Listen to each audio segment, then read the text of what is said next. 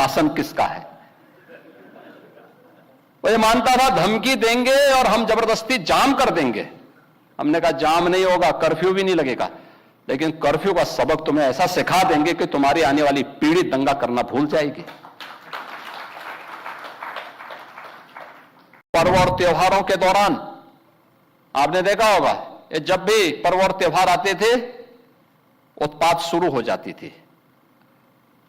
अब उत्पातियों और उपद्रवियों को पता लगेगा कि 7 पीढ़ियां याद आएंगी उनको,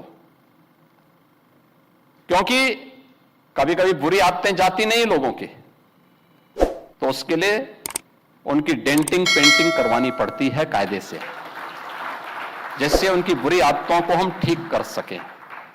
और यही डेंटिंग पेंटिंग आपने देखा होगा कल बरेली के अंदर, हो मौलाना भूल गया कि शासन किसका है। वो ये मानता था धमकी देंगे और हम जबरदस्ती जाम कर देंगे। हमने कहा जाम नहीं होगा, कर्फ्यू भी नहीं लगेगा, लेकिन कर्फ्यू का सबक तुम्हें ऐसा सिखा देंगे कि तुम्हारी आने वाली पीढ़ी दंगा करना भूल जाएगी। क्या तरीका है जी? आप सिस्टम को ब्लॉक करना चाहते हैं। और यह प्रवृत्ति थी यूपी के अंदर, 17 के पहले यही होता था। और हम इसी बात को कह सकते हैं कि 17 के बाद हमने कर्फ्यू भी नहीं लगने दिया, लेकिन ऐसे बैरियर को चुन चुन करके वे जिस प्रकार की भाषा को समझते थे उस प्रकार की भाषा से उनको समझा करके उसको उसकी सजा दिलाने का काम भी किया है। और उत्तर प्रदेश की ग्रोथ स्टोरी यहीं से शुरू होती है। अगर आजादी के समय, मैं उससे पहले नहीं जाता, लेकिन 1947 में भारत आजाद हुआ, अगर उस समय भारत की इकोनॉमी में भारत का उत्तर प्रदेश का कंट्रीब्यूशन 14% था, तो ये 14% फिर से होना चाहिए। और 14% नहीं होना चाहिए, बल्कि जितनी आबादी है उत्तर प्रदेश की, उत्तर प्रदेश उतना कंट्रीब्यूशन करता हुआ दिखाई दे। ये हमारा राष्ट्रीय धर्म है और दायित्व भी है, और उसी के तहत ये सब कार्य योजना बन रही है। उत्तर प्रदेश के अंदर इंफ्रास्ट्रक्चर अच्छा हो, 17 के पहले कोई कल्पना भी नहीं करता था। आज देश के अंदर 55% एक्सप्रेस वे उत्तर प्रदेश के पास हैं। सबसे अधिक सिटी में मेट्रो का संचालन उत्तर प्रदेश कर रहा है। 17 के पहले 2 एयरपोर्ट पूरी तरह क्रियाशील थे, लखनऊ और वाराणसी। गोरखपुर और आगरा आंशिक रूप से क्रियाशील थे। गोरखपुर में एक फ्लाइट आती थी, कभी भूल से आ गई, हम लोगों को ट्रेन से दिल्ली जाना होता था।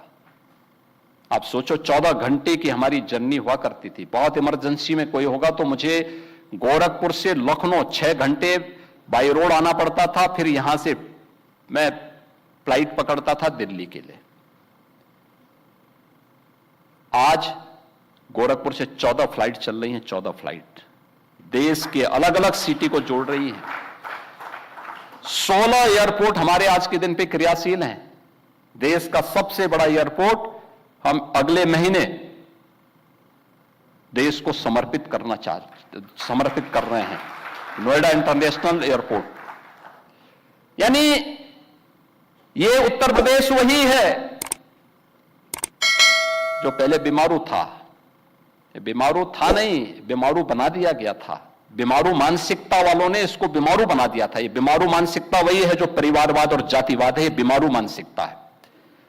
और इसी बीमारू मानसिकता ने उत्तर प्रदेश को बीमारू बना दिया था। परिणाम क्या था?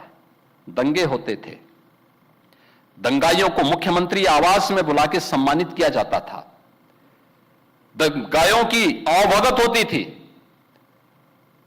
और पेशेवर अपराधी और माफियाओं के सामने सत्ता सैल्यूट करती थी और सत्ताधारी लोग उनके कुत्तों के साथ हाथ मिलाया करते थे।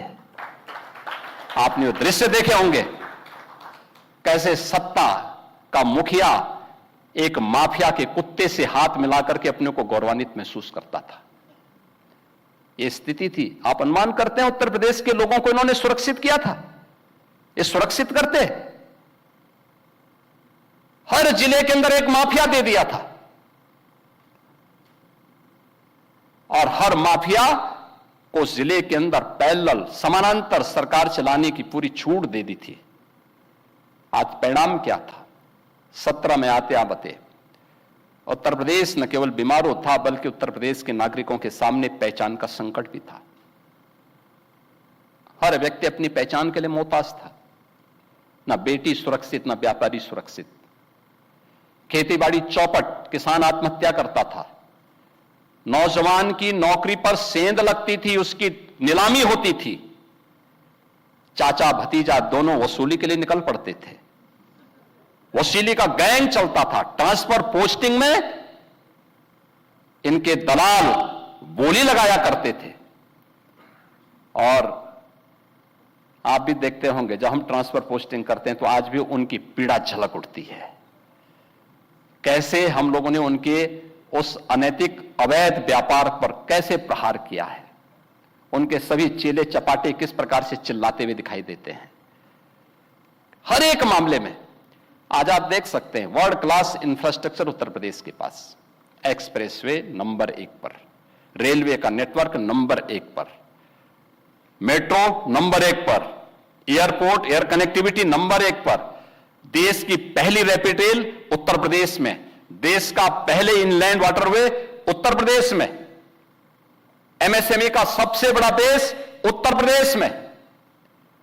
और उत्तर प्रदेश आज फिर से गन्ना उत्पादन और चीनी उत्पादन में देश के अंदर नंबर 1 पर, इथेनॉल उत्पादन में नंबर 1 पर, खाद्यान्न उत्पादन में नंबर 1 पर, सबसे बड़ी युवा आबादी का राज्य होने के साथ साथ सबसे अधिक नौकरी भी देने वाला राज्य